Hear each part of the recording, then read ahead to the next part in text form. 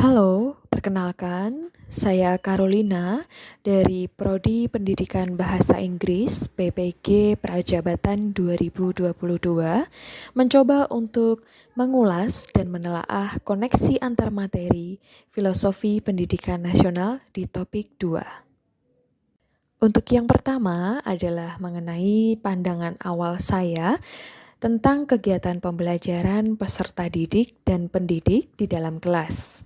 Untuk yang pertama, bahwa saya berpikir untuk pembelajaran selalu berhubungan dengan guru sentris, di mana yang menjadi sumber utama peserta didik menimba ilmu adalah gurunya.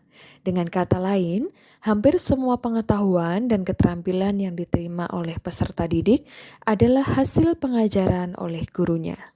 Untuk yang kedua adalah nilai atau skor adalah segalanya. Dan untuk selanjutnya, kegiatan di luar sekolah akan mengganggu pengembangan kognitif peserta didik, dikarenakan yang keempat, pengembangan kognitif anak menjadi poin yang sangat penting. Setelah mempelajari topik ini, banyak sekali pemikiran Ki Hajar Dewantara yang merubah pandangan saya. Untuk yang pertama adalah mengenai hakikat pendidikan itu sendiri. Menurut KHD, pendidikan memberi tuntunan terhadap segala kekuatan kodrat yang dimiliki anak, agar ia mampu mencapai keselamatan dan kebahagiaan yang setinggi-tingginya, baik sebagai seorang manusia maupun sebagai anggota masyarakat.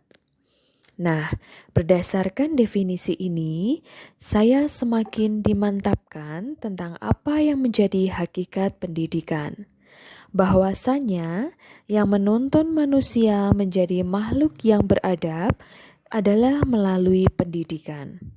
Pendidikan memberi ruang kepada budaya untuk terus bertumbuh dan berkembang, tentunya dalam diri seseorang yang akan terus menuntunnya menjadi manusia yang merdeka. Merdeka secara lahir dan batin, merdeka dalam berpikir, dan merdeka dalam berkarya.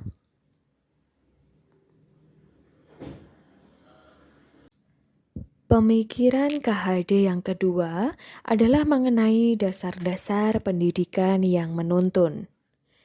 Mengingat kembali tujuan pendidikan menurut KHD, di mana pendidikan bermaksud menuntun segala kekuatan kodrat yang dimiliki anak. Menuntun juga dapat berarti membimbing. Jadi, anak bukan seperti selembar kertas kosong yang akan digambar oleh orang dewasa dengan sesuka hatinya. Masing-masing dari mereka telah memiliki kodrat atau jalannya sendiri.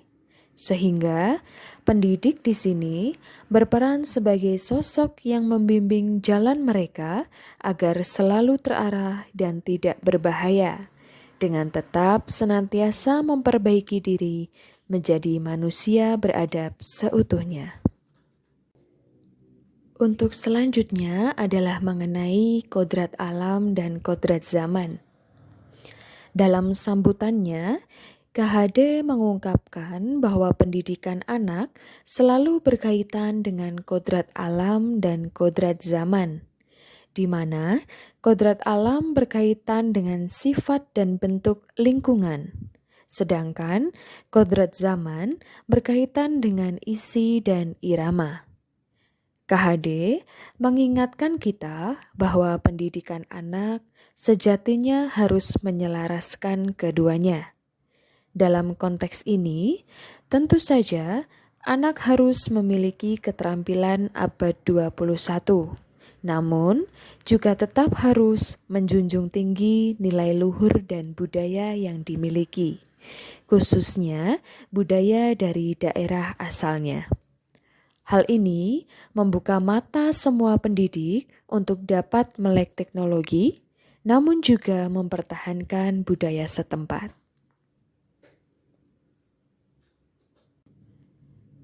Pemikiran KHD yang selanjutnya adalah mengenai budi pekerti. Budi pekerti merupakan hasil dari kesatuan gerak pikiran, perasaan, dan kehendak atau kemauan, sehingga menimbulkan tenaga.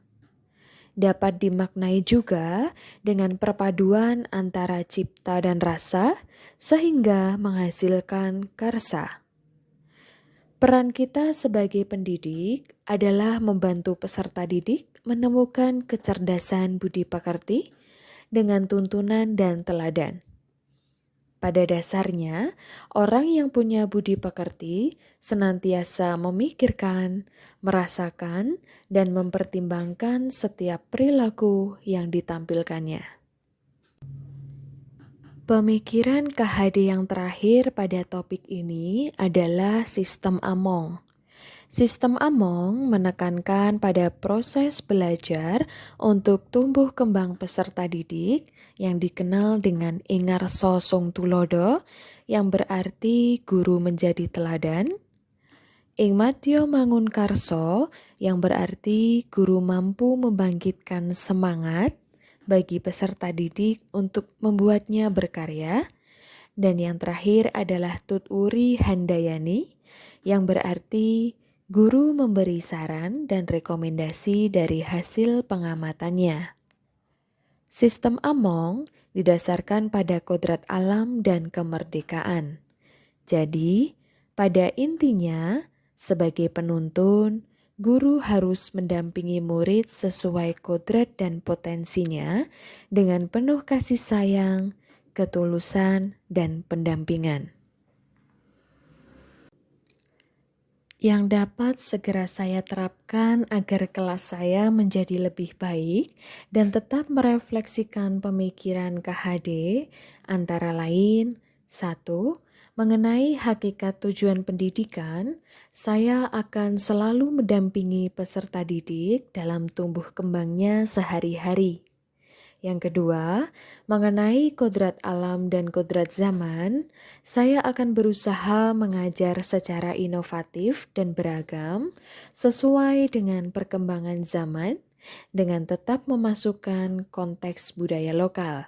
Untuk yang ketiga, budi pekerti akan selalu saya ajarkan kepada anak-anak dengan menjadi tauladan dalam bersikap dan bertutur kata.